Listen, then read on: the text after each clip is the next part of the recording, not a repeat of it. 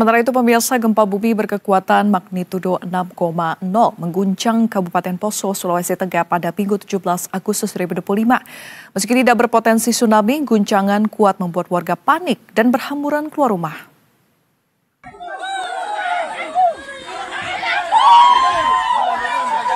Ini adalah akibat gempa yang baru saja terjadi.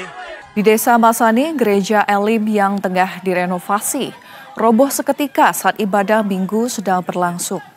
Hal tersebut menyebabkan 10 jemaah terluka dan mereka langsung mendapat perawatan di Puskesmas Tokorondo. Selain itu, sebuah bangunan sarang burung walet di Desa Ueralulu dan satu rumah warga di Desa Lape dilaporkan rusak. Dinding Masjid Al-Alah di Desa Lantojaya juga retak akibat guncangan gempa. Pihak Badan Nasional Penanggulangan Bencana menyebutkan total sekitar 29 orang mengalami luka-luka. Dengan 13 korban dirujuk ke RSUD Poso, termasuk 2 dalam kondisi kritis. 6 lainnya masih menjalani perawatan di puskesmas tempat.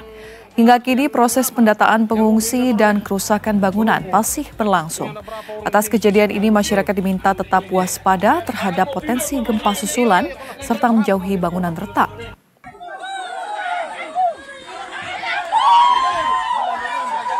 Ini adalah akibat gempa yang baru saja terjadi.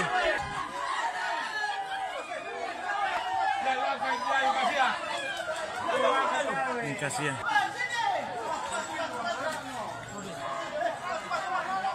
Ini beberapa.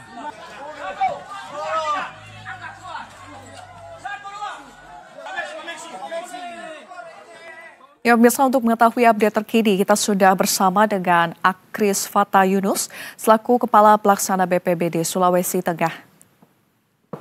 Selamat siang, Pak Akris. Total saat ini berapa warga yang terluka berat dan terluka ringan akibat gempa, Pak? Apakah ada korban jiwa, Pak? Ya, terima kasih. Assalamualaikum warahmatullahi wabarakatuh. Terkait dengan kejadian gempa bumi di Kabupaten Poso pada tanggal 17 Agustus kemarin dengan magnitudo 6,0 di pukul 6.38.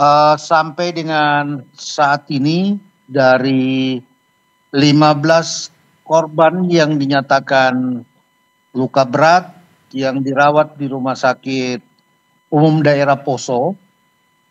Tadi dini hari satu yang meninggal dunia dan lainnya masih dalam perawatan. Memang masih ada 2 saat ini juga masih dirawat di ruang ICU dan mudah-mudahan kita doakan bersama bisa pulih, dan 7 orang juga ada dirawat di Puskesmas Tokorondo. Saya kira itu untuk kondisi pasien yang ada saat ini.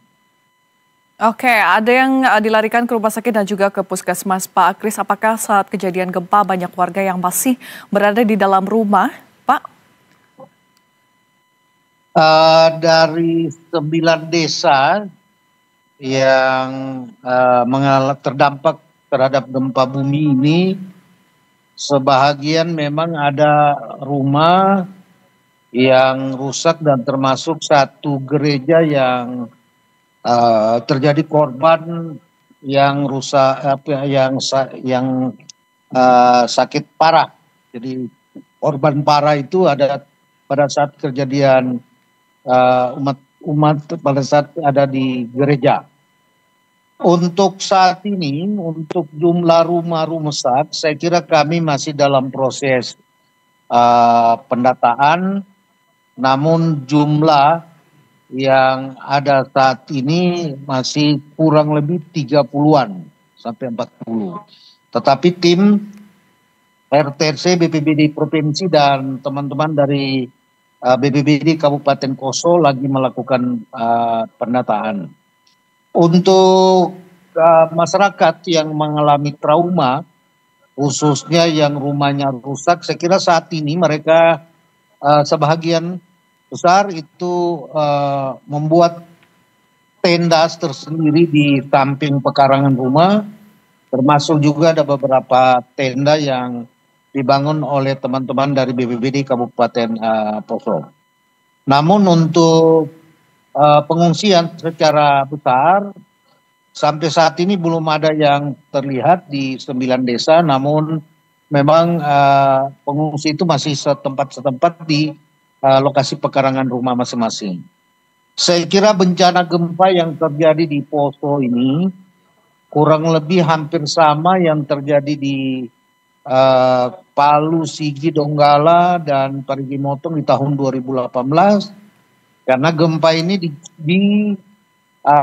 barengi dengan suara gemuruh dari bawah tanah. Nah, oleh karena itu ini menjadi trauma dari masyarakat, dan mudah-mudahan kami juga sudah rapat koordinasi yang dipimpin langsung oleh Deputi Penanganan Darurat BPBD bersama dengan Deputi Bencana Alam dan Bencana Kompleks Sosial Kementerian PMK bersama seluruh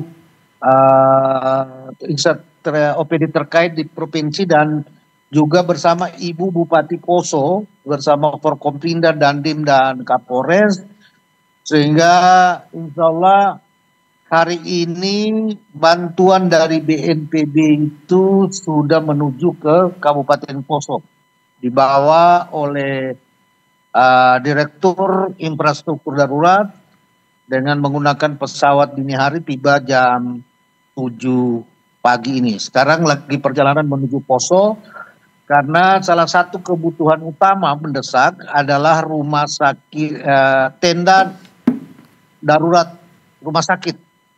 Karena sesuai dengan fakta lapangan dan juga penyampaian dari Ibu Bupati Poso, bahwa masyarakat yang berada di lantai 2 di Rumah Sakit Umum Daerah Poso itu masih trauma untuk kembali, karena goyangan juga masih terasa saat ini. Oleh karena itu yang berada di tenda di pekarangan rumah sakit saat ini diprioritaskan untuk balita dan orang tua. Oleh karena itu hari ini 3 unit tenda rumah sakit darurat ini lagi bergerak ke Poso untuk bagaimana bisa membantu para pasien yang saat ini masih terawat di Rumah Sakit Umum Daerah Poso. Oke, Pak, saat ini berapa total warga yang mengungsi dan di mana saja lokasi pengungsian yang disediakan, Pak? Sampai saat ini sesuai dengan laporan bagi kepala desa yang kurang lebih 9 desa yang terdampak dari bencana gempa bumi ini, belum ada titik yang ditetapkan, namun salah satu tempat yang menjadi pusat komando darurat saat ini ditempatkan di masing-masing kantor kepala desa.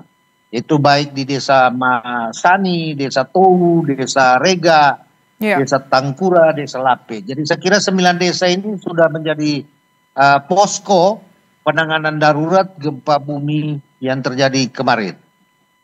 Ada berapa banyak pengungsi sampai dengan saat ini, Pak? Sampai dengan tadi malam ini kami data yang belum valid, ini kurang lebih 200 kakak di 9 desa. Jadi mereka ini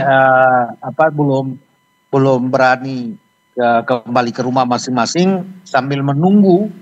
Insya Allah besok hari Rabu itu akan ada tim dari BMKG untuk melakukan penelitian terkait dengan gempa yang dibarengi dengan gemuruh, dan ini juga akan memberikan, sekaligus kita memberikan penyampaian dari BMKG bahwa gempa yang dirasakan dan ada gemuruh itu akan berdampak apa. Ini yang kira-kira yang ditunggu oleh masyarakat, sehingga kami dari BPBD belum dapat memberikan bagaimana keberlanjutan dari gempa ini, tapi insya Allah kita tunggu dari BMKG Pusat yang insya Allah datang hari Rabu bersama dengan Kemenko PMK dan Kepala BNPB.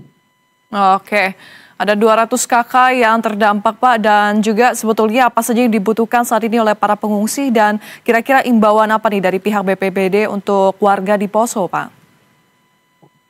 Saya kira kebutuhan yang mendesak ini termasuk tenda dan perlengkapan tidur, perlengkapan bayi, dan termasuk juga makanan dari sisi sandang dan pangan, dan termasuk perlengkapan tidur. Oleh karena itu, ini juga Bapak Gubernur Sulawesi Tengah juga sudah memerintahkan kami bersama Dinas Sosial. Alhamdulillah tadi malam bantuan logistik berupa perlengkapan tidur, tenda, terpal, selimut, makanan dan sebagainya ini sudah bergeser ke lokasi kejadian. Mudah-mudahan sudah tiba pada hari di pagi tadi ini. Kami belum mendapat informasi, tetapi jika mereka sudah berangkat tadi malam, saya yakin bahwa pagi tadi sudah tiba di lokasi. Adapun kebutuhan lain yang masih perlu untuk kita perlukan, yaitu jelas sandang, kebutuhan pangan ini akan berlangsung secara terus. Kita tidak bisa memastikan apa 7 hari, 14, 21 atau 30 hari ke depan. Oleh karena itu kebutuhan logistik ini masih sangat diperlukan, sehingga jika ada bantuan-bantuan dari pihak lain bisa langsung dibawa langsung ke Kabupaten Poso, Provinsi Sulawesi Tengah. Ya, Pak, apakah ada himbauan khusus begitu diperuntukkan bagi warga Poso, Pak? Pertama, saya meminta kepada seluruh saudara-saudara kami yang ada di Kabupaten Poso bahwa musibah ini adalah merupakan suatu kejadian yang kita semua tidak bisa mengetahui kapan gempa itu datang dan seberapa besar. Oleh karena itu kami menyampaikan bahwa kita harus tetap waspada jika ada goyangan yang dirasakan. Saya kira kita harus tetap mencari tempat yang lebih aman.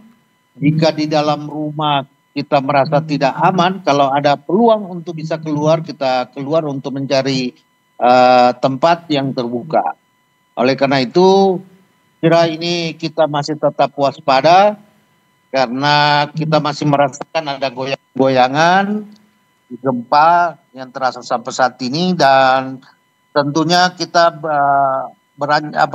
melihat pengalaman di 3 minggu yang lalu pernah terjadi gempa dengan kekuatan 6,0 juga, disusun lagi di ini. Oleh karena itu saya menyampaikan Ibu bahwa memang di Poso itu ada 3 sesar, termasuk sesar Tokarano. Jadi ini mungkin ada 2 sesar yang bergerak akibat dari gerakan di sesar yang satu di 3 minggu yang lalu.